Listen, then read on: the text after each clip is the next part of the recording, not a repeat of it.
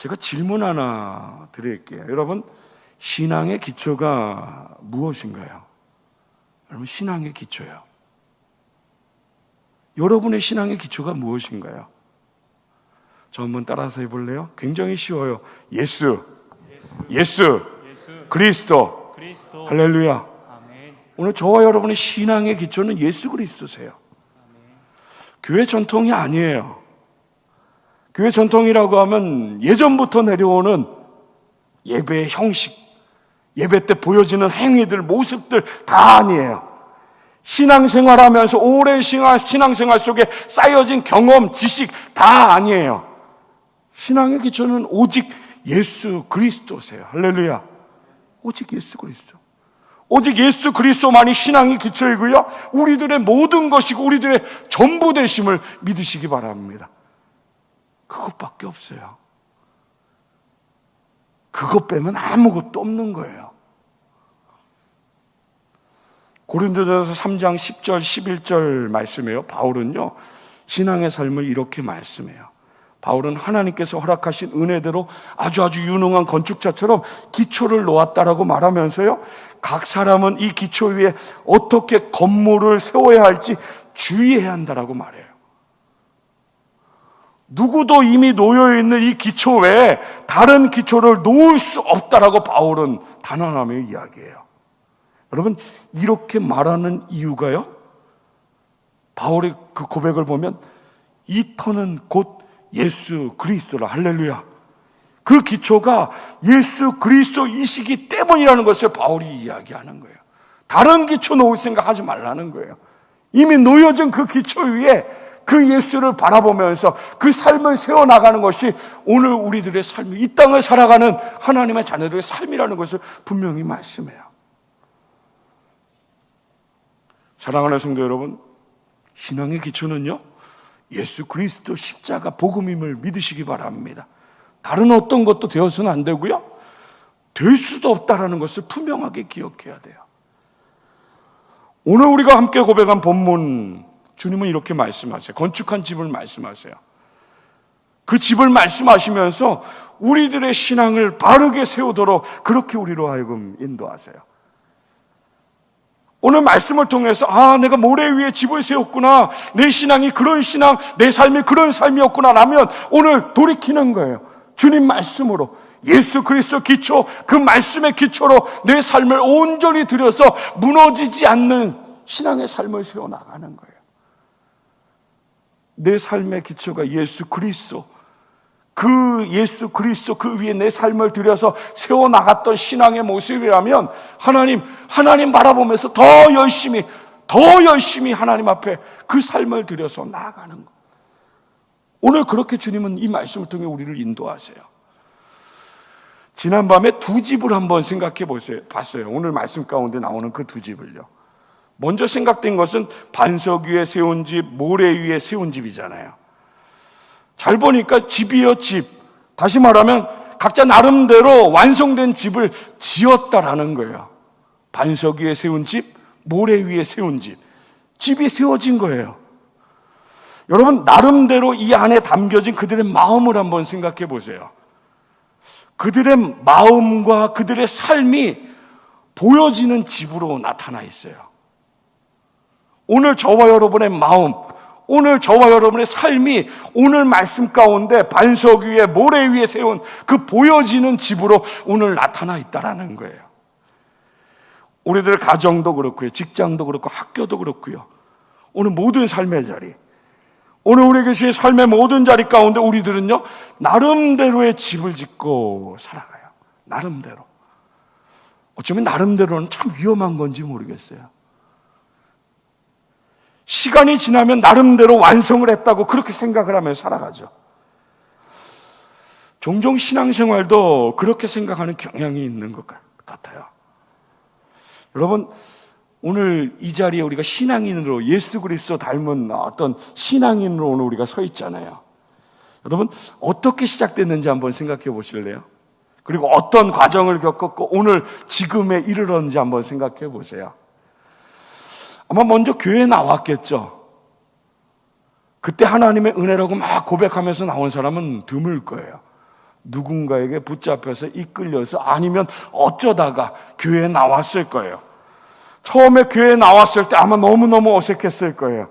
맞지 않는 옷을 입은 듯이 앉아있는 그 자체가 그 한 시간의 시간이 정말 어색하고 힘들었을 거예요.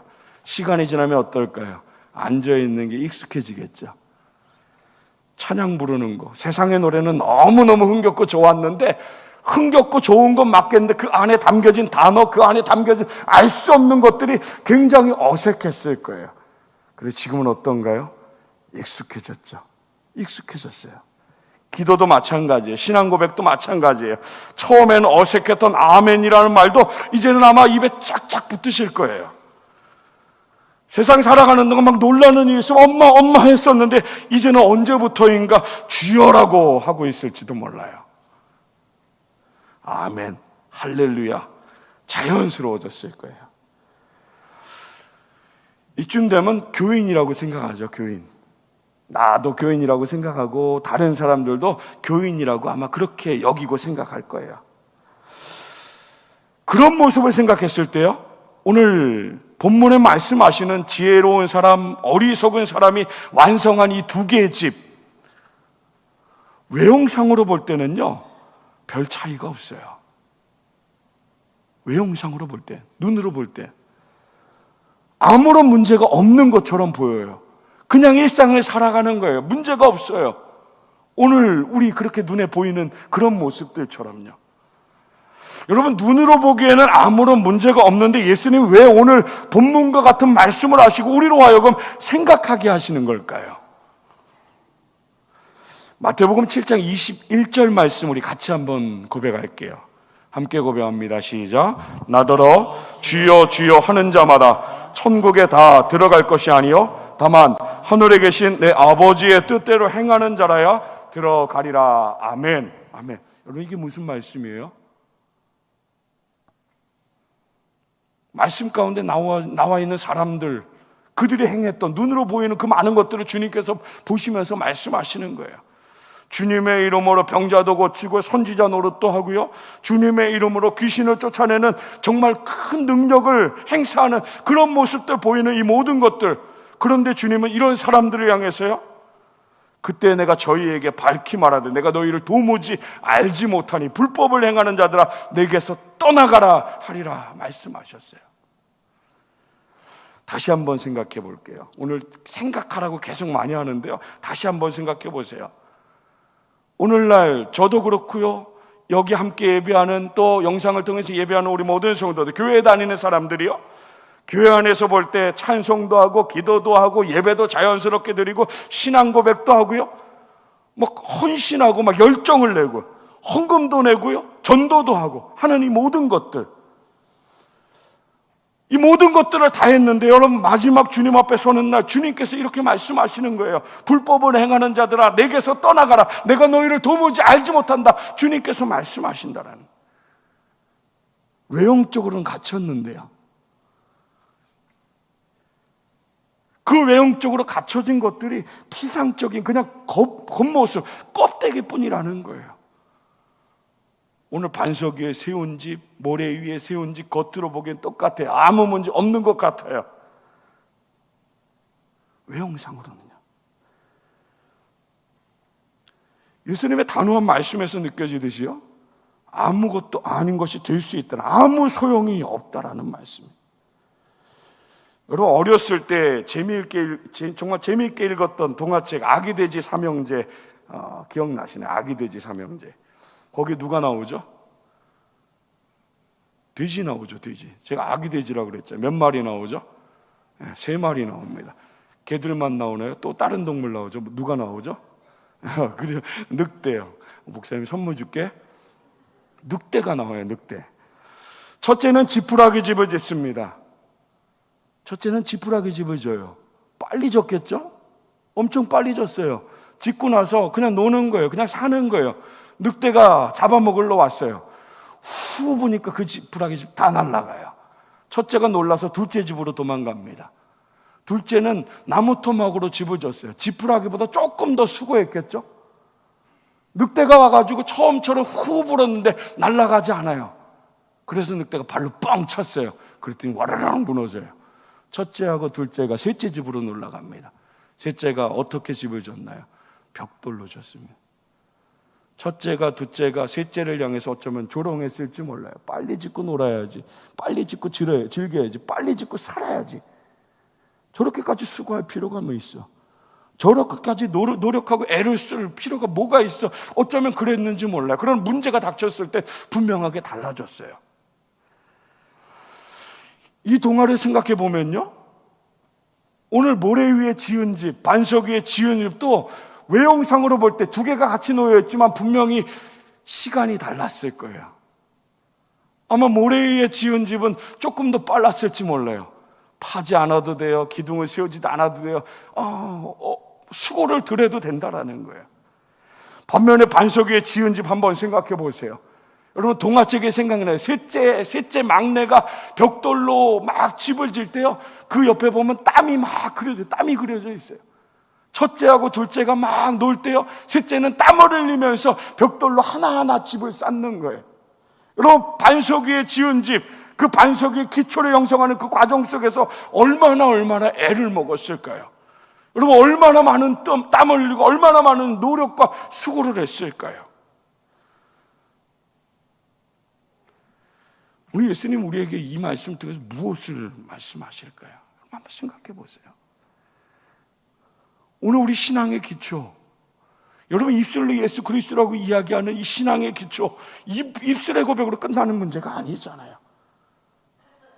여러분, 이 신앙의 기초를 지키기 위해서, 이 신앙의 기초를 세우기 위해서 여러분 얼마나 많은 땀과 정성과 수고와 노력을 하나님께 드리고 있습니까? 여러분, 정말로 최고의 하나님 앞에 최선의 수고를 다하고 있다라고 그렇게 하나님 앞에 고백할 수 있는, 장담할 수 있는 그런 성도가 여기 있습니까? 누가복음 6장 48절 말씀 보면요, 이 말씀을 빗대어서 집을 짓되 깊이 파고 주추를 반석에 놓은 사람과 같으니 큰 물이 나서 탕류가 그 집에 부딪히되 잘 지었기 때문에 능히 요동하지 못하게 하였거니와. 사랑하는 성도 여러분, 신앙생활에 정말 진정한 기초예요. 정말 흔들릴 수 없는 그 기초 형성을 위해서 오늘 우리가 얼마만큼 하나님의 말씀 가운데 진지하게 경외함으로, 하나님의 말씀을 경청함으로, 그냥 듣는 것이 끝나는 것이 아니라 들었다라는 것은 내 삶이 그 말씀 들은 자리로 옮겨지는, 열매를 맺는, 다시 말해서 내가 죽어지는, 내가 사는 게 아니잖아요. 내 안에 계신 예수가 살아나는 그런 삶을 오늘 우리가 얼마만큼 살아가고 있는가, 이것을 주님께서 우리에게 묻고 계시는 거예요. 예배 드릴 줄 아는 거, 찬양 부를 줄 아는 거, 기도할 줄 아는 거, 여러분, 보여지는 거, 이게 신앙생활이 다가 아니라는 거예요. 문제는요, 다 똑같은데 오늘 말씀에도 분명히 말씀되잖아요. 25절 말씀 보면 비가 와요, 홍수가 밀려와요, 그리고 바람이 불어요. 이전까지는 분명히 같았어요. 그냥 살아가는 거 똑같았어요. 외형상으로 아무런 문제가 없는 것 같아요. 그러나 고난과 문제와 시련이 다가왔을 때 그때부터 분명히 차이가 나기 시작했다라는 거예요. 두 집에 감춰진, 몰랐어요. 그럴 줄 몰랐겠죠. 모래에 짓는 그 사람이 이런 일이 일어날 줄 알았을까요? 이런 일들로 인해서 흔들릴 줄 알았을까요? 그러나 오늘 말씀은요, 그런 일이, 그런 흔들림이, 그런 무너짐이 분명히 있다라는 것을 우리에게 보여줘요. 오늘 우리에게 코로나19 그런 거 아닌가요? 매주, 매번 이야기할 수밖에 없는 그런 상황, 한 번도 겪어보지 못한 그런 상황. 다 무너졌다고 하잖아요. 일상생활이 무너졌다고. 당연했던 거, 외형상으로 아무런 문제가 없었던 것처럼 보였던 그 모든 것들이 다 무너져 버렸습니다.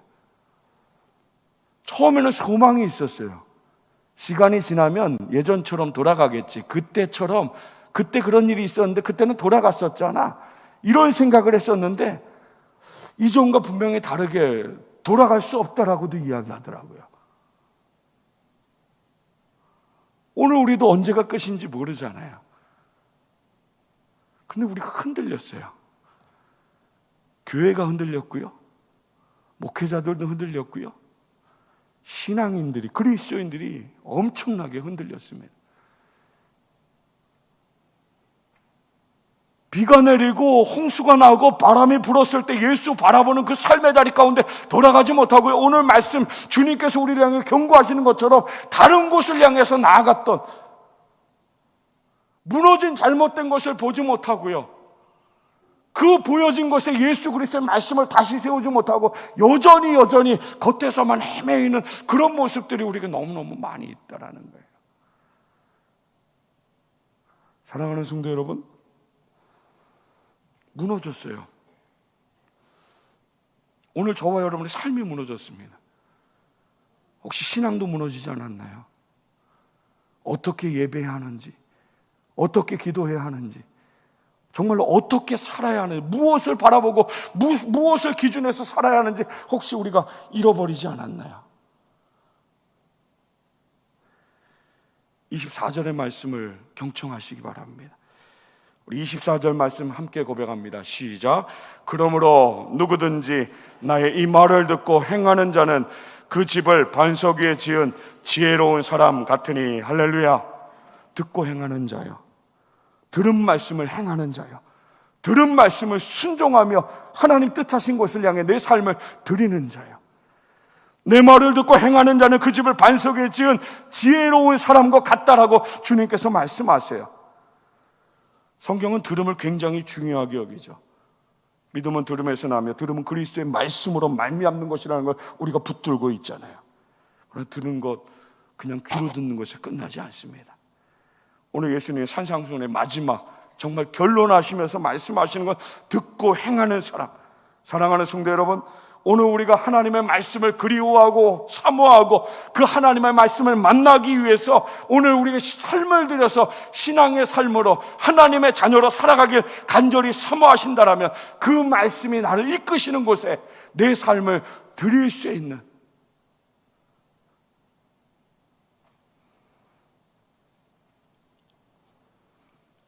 그 말씀을 듣고 아무 일도 일어나지 않은 것처럼 그냥 삶에 똑같이 살아간다면 여러분, 이 말씀이 무슨 의미가 있겠어요? 여러분, 2002년도에 월드컵으로 빨간 티 입고 클락션 누르고 소리쳤던 그 수많은 사람들 다 어디 갔나요? 다 삶으로 돌아갔습니다. 혹시 우리의 예배가, 우리의 신앙이 그 모습 혹시 답습하고 있지 않습니까? 예배를 드릴 때, 하나님 바라볼 때 하나님의 말씀을 향해 하나님 내가 삶을 들여서 그렇게 살아가겠다라고 고백하고 다짐하지만 여전히 삶의 자리 가운데서 아무런 변화, 혹시 세상이 변하기를 그렇게 원하는, 내가 변하기를 주님께서 그렇게 말씀하신, 나를 통해서 소금과 빛의 사명을 감당하라고 말씀하셨음에도 불구하고 아직도 어린 아이처럼 세상이 변하기를, 홍해가 갈라지기를, 하나님이 역사하시기를 그렇게 간절히 바라는 어린아이 같은 그런 마음 속에만 혹시 머물러 있지는 않습니까? 내 삶은 모래 위에 지은 삶과 같은데, 내 신앙은 모래 위에 지은 신앙과 같은데 혹시 보여지는 것으로 인해서 착각하면서 그렇게 우리 살고 있지는 않습니까? 하나님의 말씀 보면 주님이 이 땅 가운데 오셨을 때 수많은 사람들에게 복음을 전했지만, 그 수많은 사람들이 예수를 따라다녔지만 그 수많은 사람들은 그들의 삶으로 돌아갔던 그것뿐이었습니다. 예수를 끝까지 따르는, 십자가 앞으로 나가는 정말로 제자된 삶으로 예수를 따르는 사람들은 적었다라는 거예요.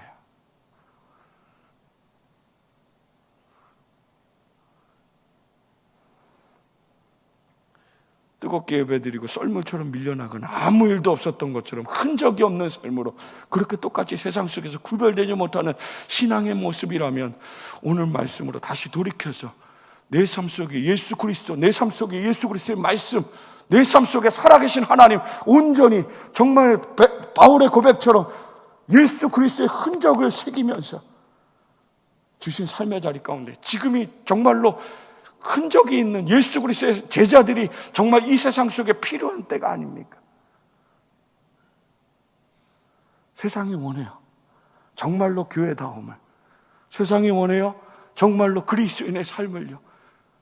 정말로 소금과 같이 빛처럼 그렇게 예수 그리스도를 닮은 그런 신앙의 모습을 세상이 원한다고요. 오늘 우리를 원해요.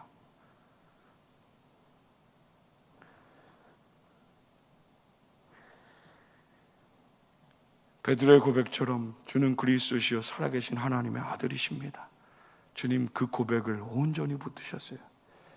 예수님 반석이 되심을, 그 반석 위에 하나님의 것을 세우기로 하나님 주님께서 약속하셨잖아요.